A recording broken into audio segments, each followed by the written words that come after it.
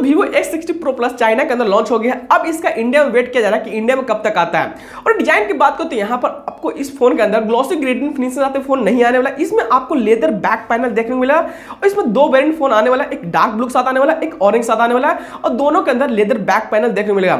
एक कोई special edition नहीं है, यहाँ पर आपको एक फोन नॉर्मल जो ऐसे आता है वैसे आता है, लेकिन एक बहुत ही स्पेशल एडिशन के साथ आने वाला है फोन और लेदर बैक पैनल होने वाला है इस फोन के अंदर। और कैमरा मॉड्यूल की बात करो तो यहाँ पर कैमरा मॉड्यूल की वजह से यहाँ पर दोनों कलर के अंदर बहुत ही और ज्यादा इनहैंस हो जाता है कैमरा और इसका डिजाइन। और यहाँ पर आपको एल्यूमिनियम का फ्रेमिंग देखने को मिलेगा एंड 3.5 mm का ऑडियो जैक इसके अंदर हटा देगा। एक कोई फोन वाटरप्रूफ नहीं होने वाला है। और वहीं पर बात करें डिस्प्ले की तो यहाँ पर आपको 6.56 इंच का full HD plus super AMOLED panel देखने को मिला जो बहुत ही कमाल का। इसमें आपको 120 हर्ट्ज का रिफ्रेश रेट देखने को मिलेगा और इन डिस्प्ले फिंगरप्रिंट सेंसर भी देखने को मिलेगा। इसमें आपको 1300 का निट्स का पिक ब्राइटनेस देखने को मिला जो बहुत ही कमाल का है और HDR10 प्लस का सपोर्ट देखने को मिला जो इस फोन को और भी कमाल का बनाता है।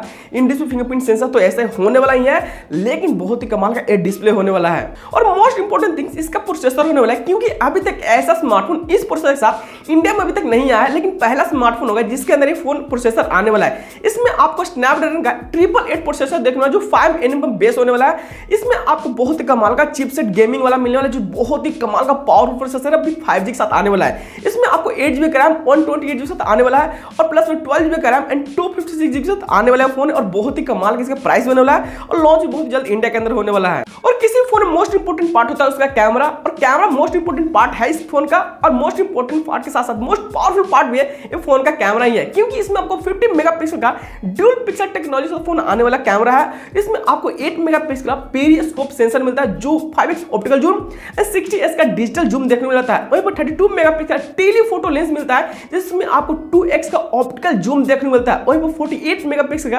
अल्ट्रा वाइड एंगल कैमरा मिलता है जो गिम्बल स्टेबलाइजेशन से आने वाला फोन है और बहुत ही कमाल का पावरफुल कैमरा दिया गया इस फोन के अंदर। और मॉड्यूल देखा गया तो बहुत ही कमाल का अच्छे से जाएगा और प्लस में लेदर बैक पैनल के साथ और भी इसको इनहैंस करता है।